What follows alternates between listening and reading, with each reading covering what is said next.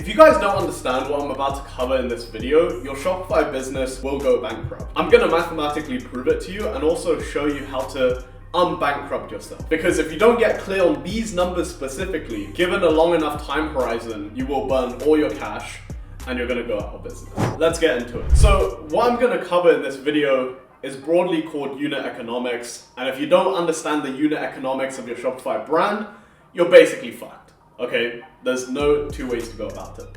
So when it comes to Shopify businesses in general, like direct-to-consumer businesses, there's two types of ways that you can make money in terms of profit. You can either be profitable on the front end, which means on the first order, you minus the COGS, minus the CAC, and that leaves you profit, right?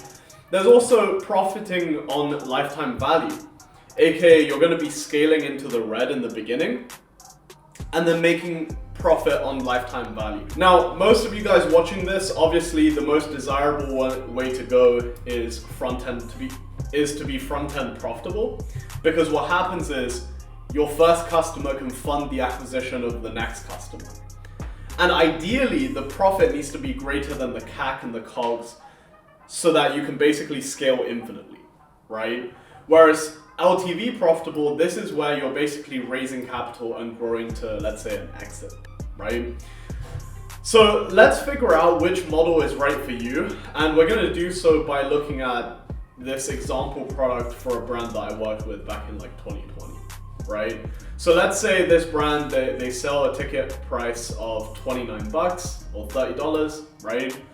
And let's say their cost of goods sold is around 20%. These are all hypothetical numbers, by the way. So 20% COGS plus $3 shipping. Average order value is $45. It's not uncommon, right? So for example, if you're a supplement brand that's selling one item for $29 or $30, it's pretty easy to get your average order value to, let's say, 150% of a single item's price, right? So in this case, it will be like $45.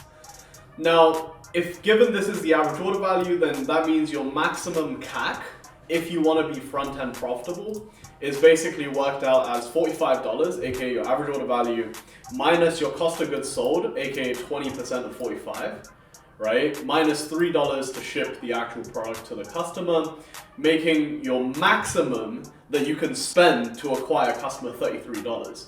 Right? And the average cost per acquisition when it comes to, let's say, through paid social or whatever, is around $30 for supplement brands, which leaves you with a razor thin margin of $3 per front end sale, right? So obviously this is not enough to make your unit economics viable.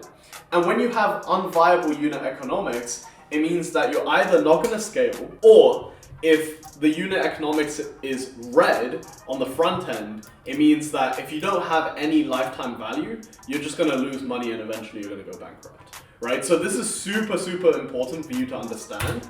Now let's talk about something called scaling into the red. So this is something that a lot of cosmetics or like fast-moving consumer goods type of businesses do. And also, for example, SaaS, right? SaaS is probably one of the biggest culprits of scaling into the red, which basically means you spend a shit ton on the front end and you lose money on the front end to acquire a customer, aka you're scaling into the red, scaling into the losses, and then relying on that customer paying you back over time to eventually you go from, in the red to scaling up because of lifetime value, and you'll be in the green eventually, right? That's the idea with a lot of SaaS companies. And to be honest, if you're a brand watching this, and you're selling consumables, probably you, right?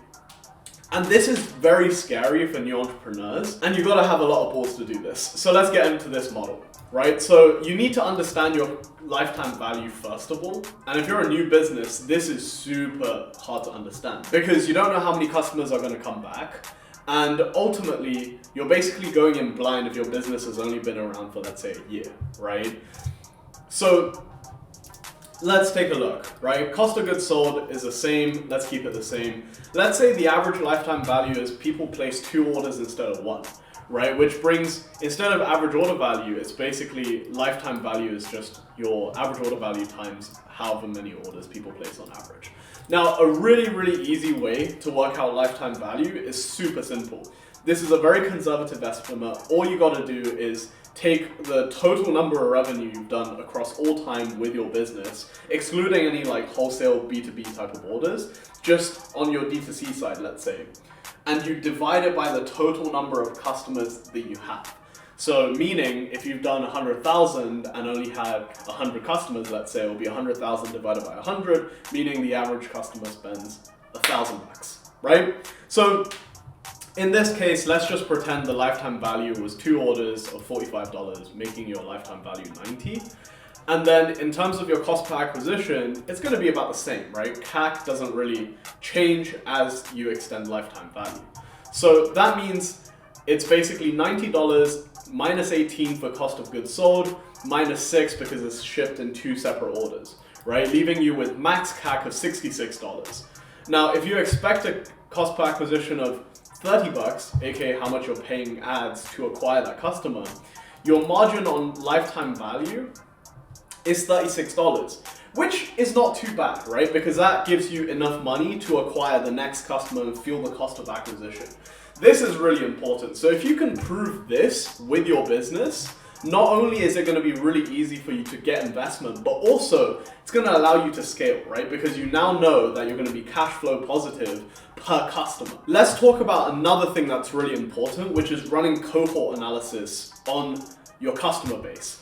Because this LTV sounds good and this entire model sounds great, but how long does it take for them to actually make the second order, right? If it's 2 years, you're basically fucked because you're making $3 on the front end. You have to wait 2 years before someone buys again, right? So this is super important to understand, and you understand this through running cohort analysis. So basically what a cohort analysis allows you to do, and it's going to look something like this. This is one that we ran for a client of ours. Ignore everything that's not places their first order in, right? This is really important. It looks at the buying frame of a specific cohort of customers, right? So in this case, we've split it up into May customers, June customers, July customers, August customers.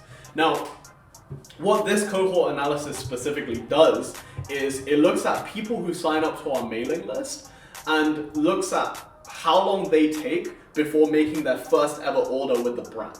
So this is super important because what happens is, with ad attribution, you can only get, let's say, 7-day click or whatever, right? It's very rare for you to be able to track first point of attribution, but because we run an email agency, we have the data to look at when did people sign up and when people place their first order. So you can see with this brand, for example, in May, we acquired 1,336 customers, right? Out of however many subs that signed up that month. And in June, we converted a further 62 customers from that initial May sign up, like the emails that joined our list. 62 of those people converted in June. And then another 41, 12, 12, 12. So you can see basically every month we consistently convert 12 more, which basically what you want to do is you want to look at how many customers from that cohort of people convert over, let's say, a 6-month period. Because that's going to give you a more accurate idea of what your actual cost per acquisition looks like. You just got to wait a little longer for it, right? And you can run the same exact analysis with how long people are on average taking before placing another order. Meaning you would basically look at this 1,036 customers right here and looking at how many people became repeat buyers in June. So like how many people placed their second order in June, July, August, September, etc. So this way you would figure out how long it takes on average for people to buy from you guys again, to realize their lifetime value, and that's how you basically work out profitability. If you don't have like a fixed rate, like every 30 days you charge the customer, like you're not on the subscription model, right? So if you can prove either you're extremely profitable on the front end, or you can scale into the red initially, but be profitable, let's say within the first 3 to 6 months, then you actually have a viable business model, right? Obviously the desirable thing to do is to get you to be front-end profitable, meaning your first order has gross margin so that you can fuel the acquisition cost of your second order. But it's not always possible, just depending on the product category that you're kind of competing in. Now, if you found this video useful